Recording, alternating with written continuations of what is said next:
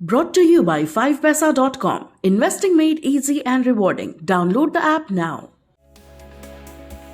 LIC जिस उम्मीद के साथ लिस्ट हुई थी, जितना बड़ा LIC का ऑरा था उतना ही बड़ा LIC में निवेश करने वालों को झटका लगा। लिस्टिंग के बाद से ही LIC के शेयरों में गिरावट से सरकार भी परेशान है। हालांकि सरकार ने गिरावट को अस्थायी बताया है, लेकिन निवेशक बेचारे क्या करें जो ऊपरी स्तर पर फंसे हुए हैं, क्योंकि LIC का शेयर प्राइस तो हर दिन के साथ नया लो बना रहा है। बीते शुक्रवार को भी LIC 708 रुपए तक गिरा और 709 रुपए 70 पैसे पर बंद हुआ। 17 मई को शेयर 949 रुपए के मुकाबले 872 रुपए पर लिस्ट हुआ था। तब से LIC अपने इशू प्राइस तक भी नहीं पहुंच पाया। LIC के IPO में रिटेल निवेशकों ने बढ़ चढ़ कर हिस्सा लिया था। काफी संख्या में ऐसे निवेशक भी थे जिन्होंने पहली बार बाजार में सीधे पैसे लगाए। रिटेल निवेशकों को LIC से बम्पर रिटर्न की उम्मीद थी। इसके बाद निवेशकों को LIC में मोटे डिविडेंड की भी उम्मीद थी, वो भी टूट गई।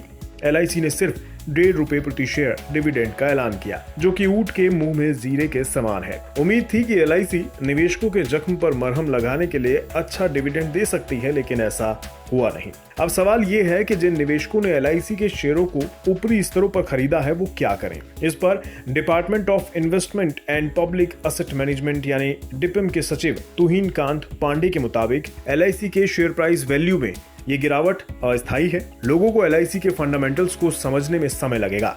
LIC का मैनेजमेंट सभी पहलुओं पर ध्यान देगा और शेयर होल्डर्स के लिए वैल्यू गेन करेगा। बता दें, IPO के वक्त LIC का एम कैप 6 लाख करोड़ रुपए से ज्यादा का था, लेकिन शुक्रवार को कंपनी का शेयर 709 रुपए 40 पैसे पर जब बंद हुआ, इस लिहाज से अगर देखें तो कंपनी का अभी का मार्केट कैप 4,48,000 करोड़ रुपए पर पहुंच गया है, जो कि सीधे सीधे निवेशकों के 1.5 लाख करोड़ रुपए डूबने के जैसा है। लेकिन बड़ा सवाल यह है कि LIC के शेयरों में ये गिरावट का कारण क्या है। LIC के शेयरों में लगातार गिरावट का एक कारण एंकर इन्वेस्टर्स का लॉक इन पीरियड को माना जा रहा है। एंकर इन्वेस्टर्स IPO खुलने के 30 दिन बाद ही शेयर बेच सकते हैं, लेकिन LIC के मामले में ये पीरियड 13 जून को खत्म हो रहा है। इसके बाद वे शेयर बेच सकेंगे। ऐसे में माना जा रहा है कि बिकवाली के दबाव में शेयर और गिर सकता है।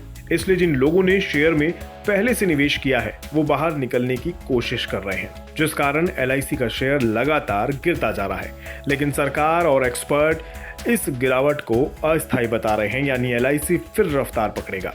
हालांकि LIC में स्मॉल कैप और मिड कैप शेयरों की तरह तेजी नहीं देखी जाएगी, लेकिन लंबी अवधि में निवेशकों को मॉडरेट रिटर्न जरूर मिल सकता है।